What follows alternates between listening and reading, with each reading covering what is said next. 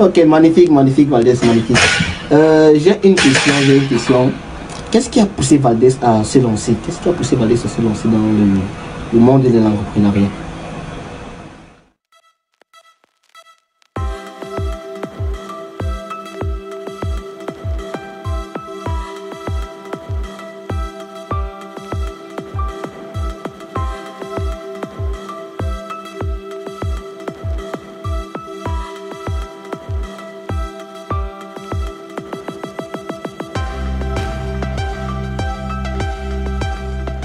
Qu'est-ce qui m'a poussé?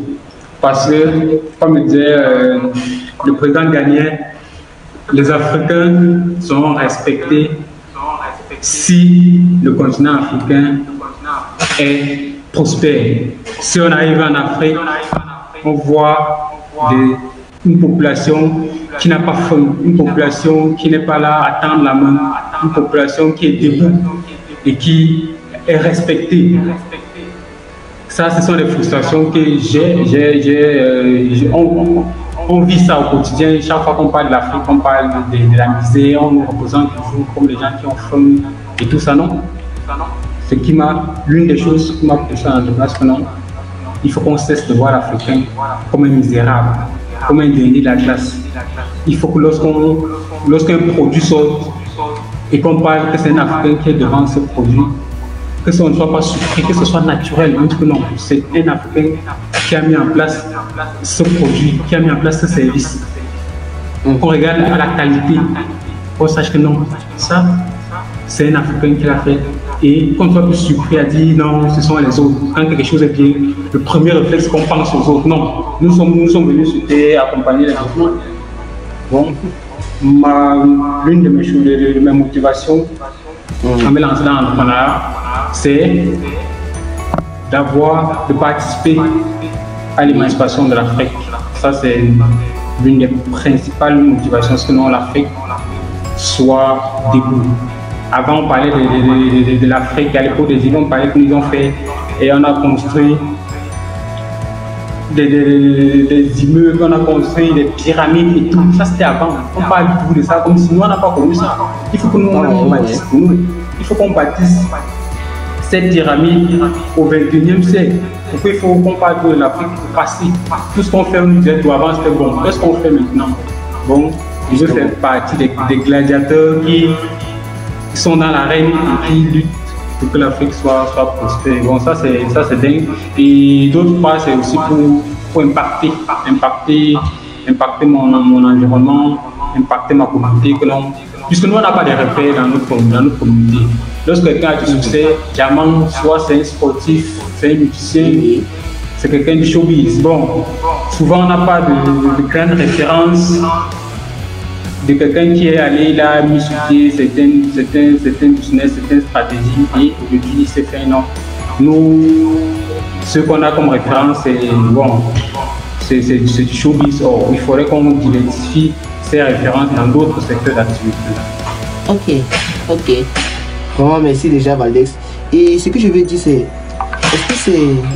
est-ce que c'est facile de vivre au quotidien ce genre de frustration?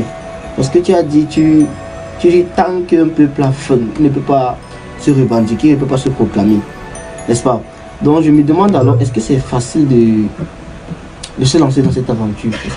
Toi tu conseilles quoi à quelqu'un? Pour quelqu'un qui dit bon, j'ai envie de faire dans ce genre de choses, qui est déjà dans le domaine, tu dis quoi à la personne? Non, quand quelqu'un se pose déjà cette question, ça veut dire que c'est déjà une bonne chose. Ça veut dire que les voyants sont déjà en train de passer au vert. C'est à tout. Oui, non, parce qu'il y a la plus grosse barrière, c'est souvent à l'entrée. Beaucoup de gens ont peur de se lancer. Ils disent tout, non, si je me lance, est-ce que ça va donner? Ils pensent plus à l'aspect échec. Si ça ne donne pas, qu'est-ce qu'on va dire de moi? On va dire aussi que non, j'ai vu les gens faire, je me suis lancé parce qu'ils pensaient que c'est facile. Je voulais montrer quoi, je suis l'enfant de qui? Je ne suis pas un bobo, moi et pas c'est pour les autres.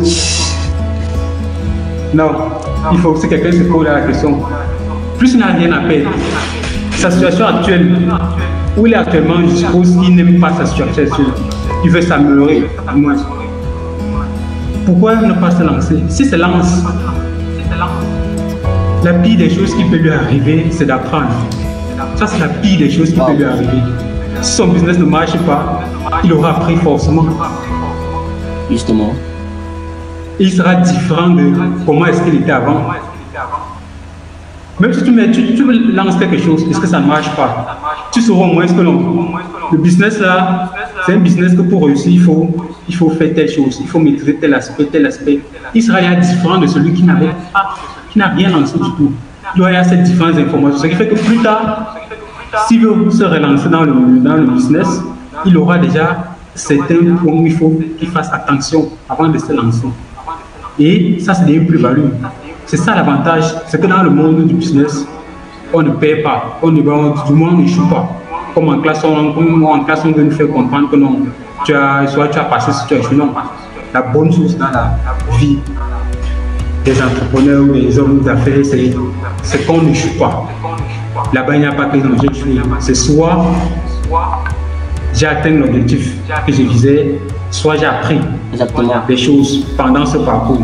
Ce qui fait que je peux réutiliser ces connaissances pour implémenter peut-être dans un autre business ou dans d'autres aspects de la vie du quotidien. Bon, c'est ça qui est magnifique dans ce domaine. C'est qu'on n'échoue pas en fait. Quand on se lance, soit on atteint l'objectif, soit on apprend pour s'améliorer davantage. Ok.